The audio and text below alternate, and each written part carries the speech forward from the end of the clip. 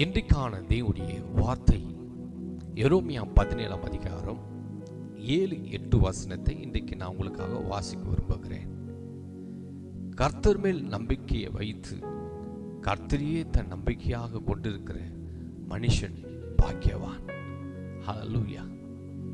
யார் கர்த்தர் மேல நம்பிக்கையா இருக்கிறார்களோ, யார் கர்த்தரை நம்பி வாழுகிறார்களோ, அவரையே சார்ந்து இருக்கிறார்களோ, அப்படிப்பட்ட மனுஷன் மனுஷி பாக்கியவான்.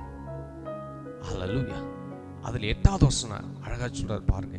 அவன் தண்ணீர் அண்டையிலே நாட்டப்பட்டதும் கால்வாய் ஓரமாக தன் வேர்களை விடுகிறதும் உஷ்ணம் வருகிறதை காணாமல் இலை பச்சையாக இருக்கிறதும் மழை தாட்சியான வருஷத்திலும் வருத்தமின்றி தப்பாமல் கனி கொடுக்கிறதுமான மரத்தை போல் இருப்பான்.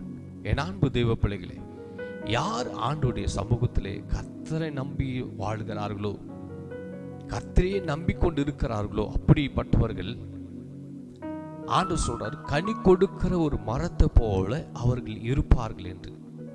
ஹல்லேலூயா. நீங்க கர்த்தரை நம்பி வாழும் பொழுது, கர்த்தரை மட்டும் சார்ந்து இருக்கும் பொழுது, நீங்கள் கனி கொடுக்கிற ஒரு மரமாக, இந்த உலகத்திற்கு ஒளியாக, அநேகருக்கு ஆசீர்வாதமாக ஒரு மரமாக தேவன் உங்களை வைத்து உங்களை ஆசீர்வதிப்பார். ஹல்லேலூயா. அது மாத்திரமில்லை, அவன் ஆசீர்வாதமான ஒரு வாழ்க்கை வாழ முடியும். கனி கொடுக்கிற ஒரு மரமாக, அநேகருக்கு ஆசீர்வாத மரமாக அவன் வாழ முடியும். எப்பொழுது கர்த்தர் மேல் நம்பிக்கையாக இருக்கும் பொழுது, அவர் மாத்திரம் சார்ந்து வாழும்போது, தேவன் உங்களை கனி கொடுக்கிற மரமாக தேவன் உங்களை மாற்றுவார். God bless you. கர்த்தர் உங்களை ஆசீர்வதிப்பாராக.